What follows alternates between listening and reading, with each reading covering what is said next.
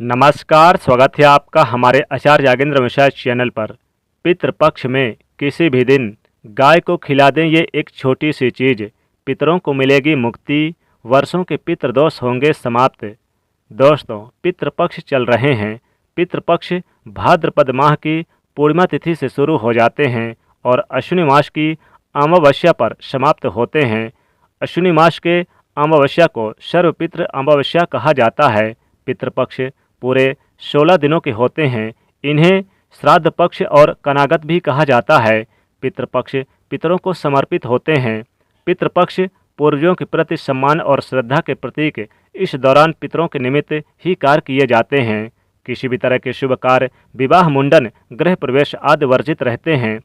मान्यता के अनुसार पितृपक्ष अपने पूर्वजों के प्रति श्रद्धा और भाव दिखाने का समय होता है। पितृपक्ष में पितरों के लिए तर्पण और पिंडदान किया जाता है। मान्यता है कि पितृपक्ष में पितृलोक से किसी न किसी रूप में अपने स्वजनों से मिलने के लिए धरती पर आते हैं। वो गाय के रूप में भी आते हैं, कौवे के रूप में भी आते हैं और अतिथि के रूप में, ब्राह्मण के रूप में भी आते हैं और कुत्ते के रूप में भी आते हैं और स्वजनों के द्वारा भोजन और भाव ग्रहण करते हैं और अपने परिवार के जनों को आशीर्वाद देते हैं। माना जाता है कि जिन्हें अपने पितरों का आशीर्वाद प्राप्त होता है, उन्हें जीवन में हर क्षेत्र में सफलता मिलती है और परिवार में सुख समृद्धि बनी रहती है। जो अपने पितरों के निमित्त श्राद्ध तर्पण नहीं करते और साथ ही साथ गौ माता को कुछ नहीं खिलाते, कुत्तों को कुछ नहीं खिलाते, कौवे को कुछ नहीं खिलाते, ब्राह्मणों को कुछ नहीं खिलाते, तो उनके पितृ तृप्त उनके ऊपर यानी कि प्रसन्न नहीं रहते और नाराज रहते हैं। और अगर जो लोग श्रद्धा भाव रखते हैं, श्राद्ध तर्पण करते हैं, तो उनके पितृ तृप्त और प्रसन्न हो जाते हैं और उन्हें सभी प्रकार की खुशियां प्रदान करते हैं और बड़े से बड़े कई जन्मों के पितृदोष भी समाप्त हो जाते हैं। देवी देवता भी प्रसन्न हो जाते हैं, उन्हें जिंदगी भर परेशानियों का सामना नहीं करना पड़ता। ऐसे लोग यानी कि जो लोग पितृपक्ष में श्राद्ध तर्पण नहीं करते, पितरों को प्रसन्न नहीं करते, उनके निमित्त यानी कि भोजन वगैरह ब्राह्मणों को या गाय को नहीं खिलाते, वो लोग बर्बाद हो जाते हैं। उनको कंगाली और गरीबी छाई रहती है उनके जीवन में। जिंदगी भर कष्ट और दुखों से छुटकारा नहीं मिलता। ऐसे लोग पितृदोष और कई ग्रह दोषों से पीड़ित हो जाते हैं।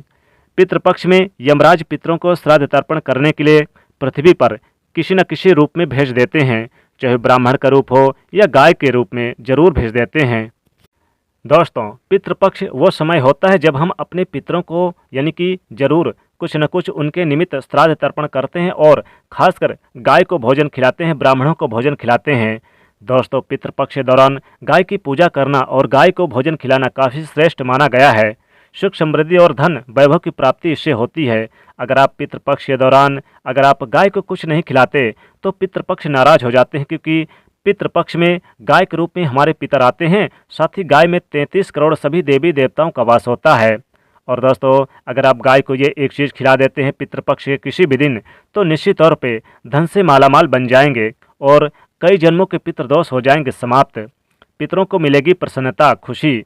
दोस्तों, आपके पितरों को प्रसन्न करने के लिए पितृपक्ष के दौरान आप यानी कि आप जरूर चावल और चीनी और दूध की खीर बनाकर फिर आप यानी कि ब्राह्मणों को खिलाएं और साथ ही साथ आप यानी कि अतिथियों को भी खिलाएं।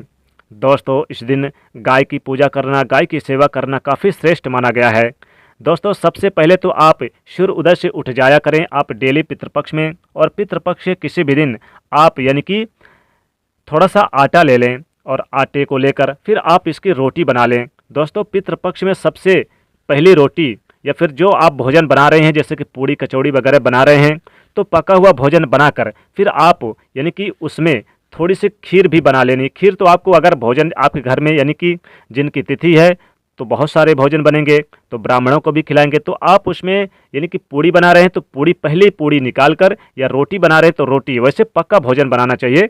और आपके घर में अगर तिथि नहीं है तो आप रोटी भी बना सकते हैं और रोटी में आप खीर बनाकर आप पितृपक्ष किसी दिन आप ये उपाय करें, यानी कि रोटी में खीर बना के रख लें और थोड़े से काले तिल रख लें और थोड़े से उसमें आप यानी कि गुड़ रख लें और फिर आप ये रोटी को ले जाकर गाय को अपनी मनोकामना बोलते हुए खिला लें। लेकिन उससे पहले आपको भगवान विष्णु और माता लक्ष्मी की पूजा जरूर कर लें, क्योंकि पितृ देव जो हमारे होते हैं वो भगवान विष्णु और माता लक्ष्मी जी कहे गए हैं।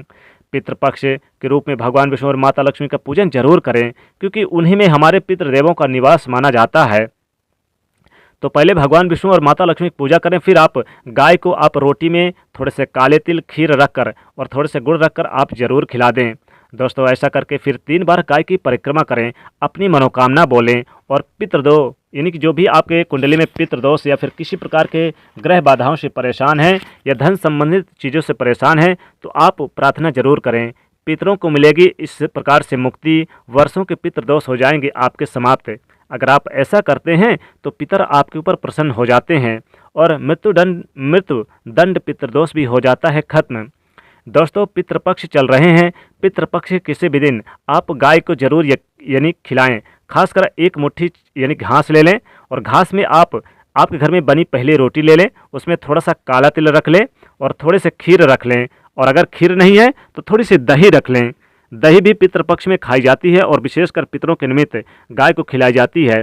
थोड़े से खीर या फिर आप दही, दो में से कोई भी एक ही चीज़ रखनी है और आप ले जाकर गाय को खिला दें। इससे पितृदेव काफ़ी प्रसन्न होते हैं और पितरों की कृपा प्राप्त होती है, जन्म जन्मों के पितृदोष भी हो जाते हैं समाप्त। गाय में समस्त देवी देवताओं का निवास है, खासकर हमारे पितरों का निवास माना गया है। दोस्तों इस दिन आप एक रोटी ले लें और रोटी में थोड़ी से दही रख लें और आप इसमें थोड़े से काले तिल डालकर और थोड़े से मिश्री डालकर फिर आप यानी कि जाकर गाय को, गौ माता को खिला दें। इससे आपके जीवन की बड़ी से बड़ी परेशानी, कई जन्मों के पितृदोष भी हो जाएंगे खत्म। दोस्तों आपके द्वार पर आई गौ माता को इस दिन भगाएं ना, उन्हें जरूर कुछ ना कुछ खिलाएं, क्योंकि हमारे पृथ्वी पर जो पितृलोक से आते हैं हमारे पितर, वो गौ माता के रूप में और कुत्ते के रूप में और कौवे के रूप में आते हैं। इसलिए 3 जीव को आप जरूर भोजन खिलाएं, एक कुत्ते को, गौ माता को और कौवे को, और चौथे ब्राह्मणों को भी भोजन जरूर खिलाएं। या फिर कोई भी अतिथि आ जाए, किसी भी रूप में अतिथि आए तो उसे बगैर भोजन खिलाए मत जाने दीजिए, क्योंकि जो अतिथि आते हैं वो हमारे देव तुल्य माने गए हैं, हमारे पितर देव तुल्य माने गए हैं। इसलिए द्वार पर आए किसी भी व्यक्ति को आप भूखे मत जाने दीजिए पितृपक्ष में, वरना आपके पितर हो जाएंगे नाराज। तो अगर आप चाहते हैं कि आपके पितर आप पर प्रसन्न हो, आपके ऊपर उनकी कृपा बरसती रहे, जीवन में धन मान सम्मान की प्राप्ति होती रहे, तो निश्चित तौर पे पितृपक्ष के दौरान आपको गौ माता को जरूर यानी कि घर में बना हुआ पहला खुराक जरूर खिलाएं। और खासकर जब आप पहली रोटी बनाएंगे, पहली रोटी गाय के लिए, गौ माता के लिए निकाल दें और उसमें थोड़ी सी खीर रख लें। खीर जरूर बनाकर आप ये उपाय आप पितृपक्ष किसी भी दिन कर सकते हैं। इससे आपके पितर आप पर प्रसन्न रहेंगे, जीवन पर्यंत आपको किसी प्रकार की कोई भी दुखों का सामना नहीं करना पड़ेगा और धन लाभ, मान सम्मान, यश की प्राप्ति होगी। समाज में और चारों दिशाओं में आपका नाम रोशन होगा और पितृदेवों की कृपा से आपके जीवन में सुख समृद्धि हमेशा बनी रहेगी। तो दोस्तों ये उपाय जरूर करिएगा पितृपक्ष में। दोस्तों वीडियो पसंद आए तो वीडियो को लाइक करिएगा, दोस्तों को शेयर कर दीजिएगा और चैनल को सब्सक्राइब जरूर कर लीजिएगा। जय पितृदेवाय, जय शनिदेवाय, जय माँ लक्ष्मी।